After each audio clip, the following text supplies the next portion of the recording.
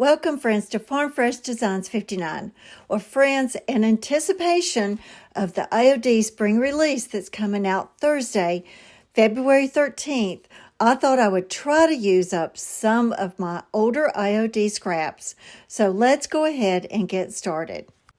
So I'm going to start out with this mold from the IOD Lock and Key, and I'm go ahead and make it with DOS air dry clay. And this is just a little stool that I thrifted. And so I put this little piece at the little part that goes up underneath to keep it stable. Now around the edge of it, I want to kind of spice it up a little bit. So this is the IOD Trimmings 3.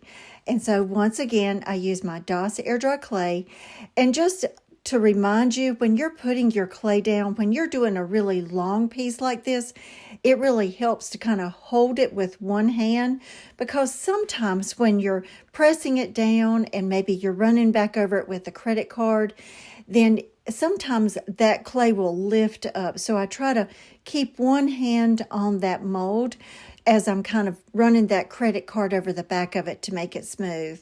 And I put on all my IOD molds with Tight Bond Thick and Quick, which is the gray and the blue bottle. And what I like to do personally is after about 10 or 15 minutes, I like to go ahead and paint my molds because it helps to reduce cracking. Now, this is one of the transfers that came out maybe last spring or last summer, I can't remember, and it's called Fairy Tale Florals. So I'm just using a piece of it over in the left-hand corner on the top of this stool.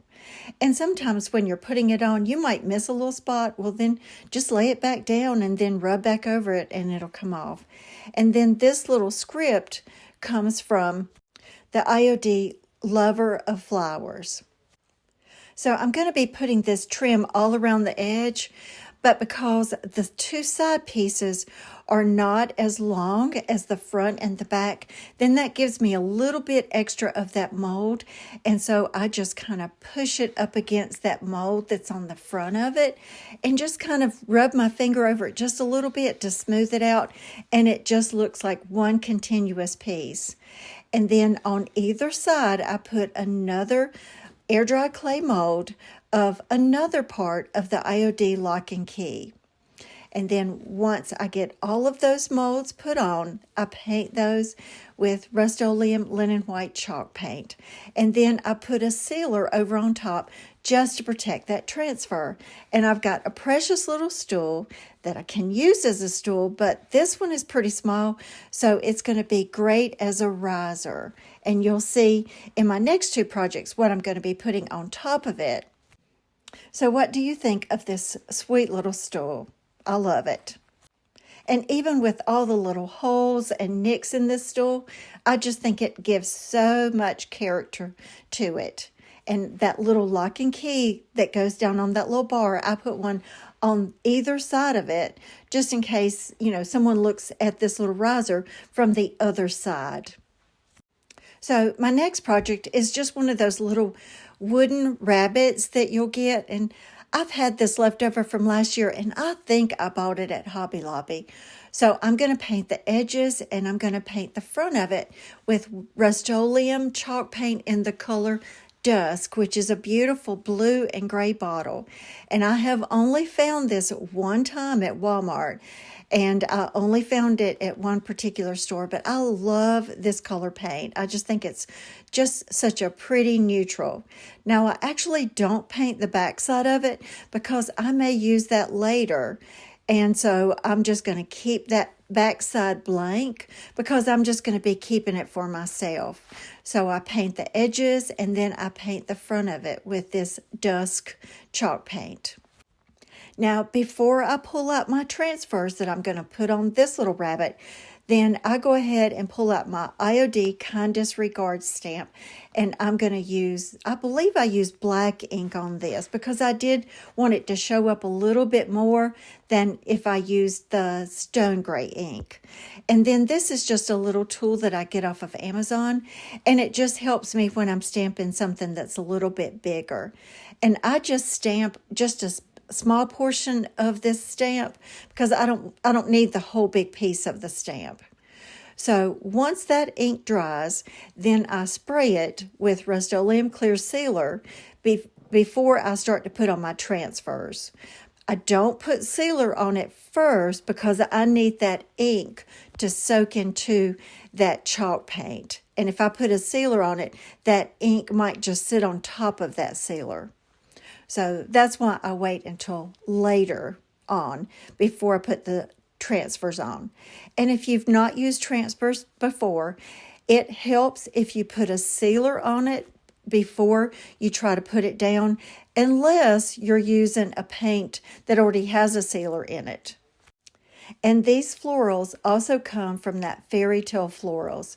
And what I like to do with these flowers and a lot of my transfers is part of that transfer might be too big for my project, so I just kind of trim it here and there and, just use little bits and pieces of it and move those pieces around. And then when you look at it, actually, nobody can really tell that you've kind of cut the pieces up and made it look your own. So when I put my transfers on, I use the little transfer tool that they give you with every transfer set, and I pull it off of that back, and then I just use that little tool to rub it on, and then I just pull it back little by little until I get to the end, and then I use that plastic sheeting to rub over it, and that's called burnishing it. Now, I want to make a little bow for him. I'm not going to put like a little eye on him because I don't want it to be too busy. And this is just some seam binding that I've got. And this is a little mini Bodabra, which is just a little tool that I got off of Amazon. And it's just perfect for making little bows on it. And you can use lots of different ribbons and you can use multiple ribbons. But for this one, I just wanted something pretty simple because I didn't want to put a lot of colors in my bow because I thought it would take away from all of the different color transfers. But before I put that bow on, I just felt like maybe I needed to use a little bit of that ink to go around the edging of this rabbit, just to kind of finish it off just a little bit. And then on the little parts that I couldn't get the ink pad to, this is just a little makeup brush that I just kind of rubbed into that ink pad to get some of that ink on it. And I use that for those other little pieces. And then I just use hot glue to put my little bow on. And then I've got a little button that's got a rhinestone in the middle. And I put that on top of the knot just to kind of give it just a little bit extra finish. But before I show you how it looks on the stool, I want to show you how I use this plastic egg. Yes, it's plastic, and you can get them at Walmart or Dollar Tree. And I've already closed it up. I didn't actually even glue it because by the time I get through with it, it's not going to come undone. Now, I had already painted it. I believe I actually painted it last year. So now what I'm using is it's called Super Heavy Gesso, and it kind of looks like cake icing. And if you don't have this, you could use caulking or any kind of like sort of creamy type of substance that you might find in a hardware section. And I just kind of smear it all over it because I just want some peaks and valleys in it. Because what I'm going to do at the end, I'm going to be using a hot glue gun, and when I show you what I'm going to be doing, then if I glued it straight to that plastic egg, it would melt it. So I needed something to protect that plastic egg before I use my hot glue. So it takes overnight for this to dry, and then I come back with my IOD frames mold, and I make one of those with air dry clay. And I put that on with Titebond Thick and Quick. And now I'm making the little wreath that is on the IOD Laurel mold. And I make that with air dry clay. And then I make the coordinating piece to it as well. Because I'm going to be gluing these pieces on the seam where that plastic egg meets. And the reason that I'm gluing it to the seam is because last year I tried to do this and I wanted that laurel wreath to be closer to the front of it, and what happened was it made it sort of top heavy and it made it harder for it to stand up. So by putting it right on that seam, you're putting it right in the middle. So it helps so that it's not top heavy and it will sit flush. And so I don't have time to, wait for the first one to dry. So I like to use just a little bit of painter's tape to very gently tape it down while I go ahead and put the mold on the other side of it. And that Titebond Thick and Quick that I put my molds down with, it dries really quick, so it's not on there very long. And then once again, I pull out my Rust-Oleum linen white chalk paint and I paint over these molds after about 10 to 15 minutes. And I just use a really soft bristle brush because I don't want to mess up any of the detail. Now, up at the top, I bring out my IOD lock and key mold, and I'm going to make one of these little locks, but I'm going to make it double-sided. And because this is something that, nobody's going to be messing with, I don't really worry that it's going to be made out of clay. So I make 2 of these, and then I just use my Titebond Thick and Quick and glue them together. And I'm going to put those up at the top of the egg between those 2 pieces from the Laurel mold. So once I get them glued together, I need the bottom side of it to be flat. So I'm just going to use that little gift card once I glue them together, and I'm just kind of push down right there at the bottom and cut it off so that it's flat. So just watch me do that. And I'm just very gently pushing that together.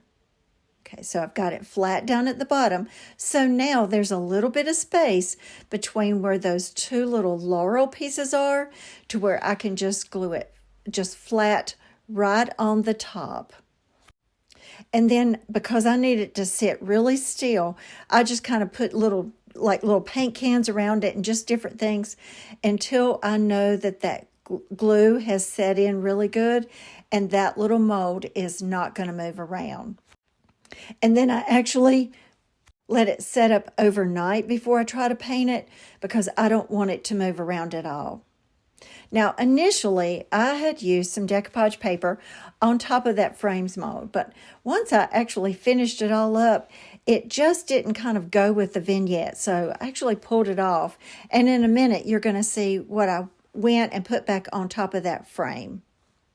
Now, once all of that is set up, now I'm going in with that Waverly's chalk paint in the color Dusk, and I'm going to be painting all of that little egg minus the trim in that Dusk blue paint.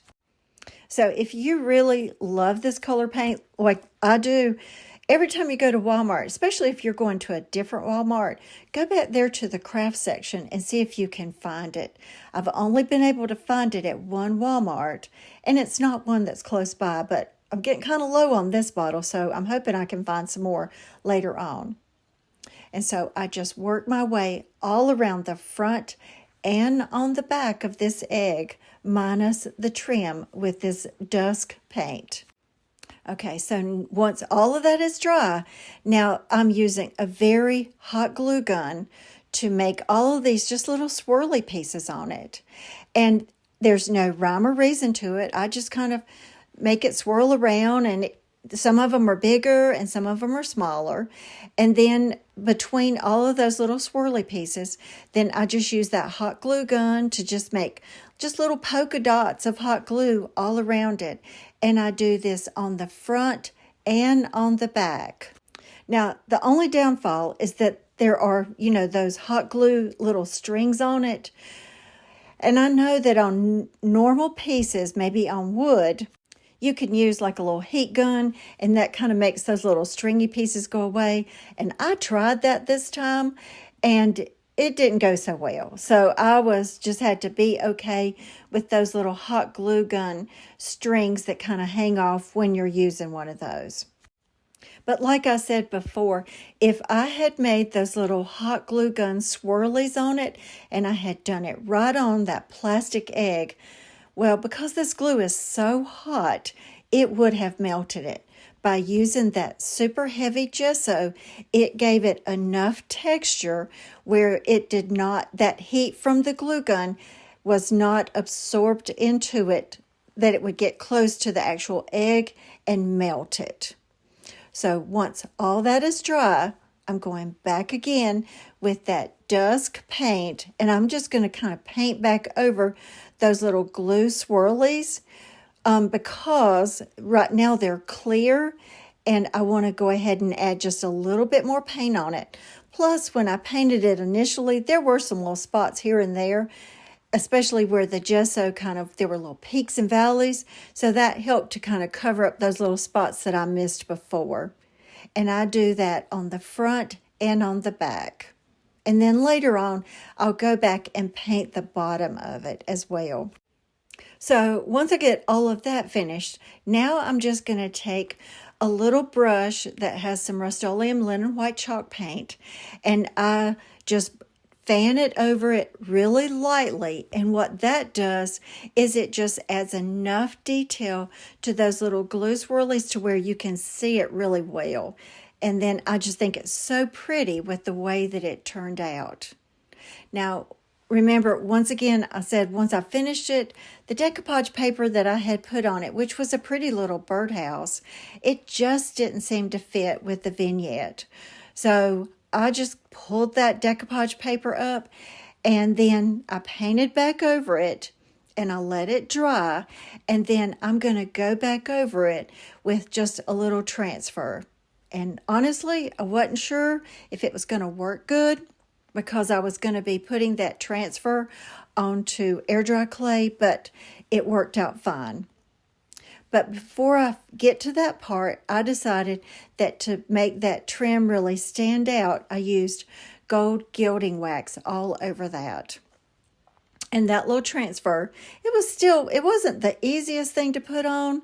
And there were some little pieces that tried to break off a little bit. So I decided that I would just use some decoupage glue on top of that just to protect that transfer.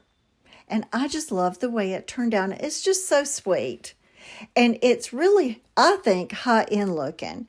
And it's just something that you made from a plastic egg. So friends, as we come to the end of the video today, in the comments below, tell me what was your favorite. And also, remember, February 13th is going to be the IOD spring release. And on that day, I'm not sure exactly what time, but I will be releasing a video using some of the new spring release IOD products. So be watching, and I will do a post on the community tab and let you know what time it will actually air, but it will be on Thursday.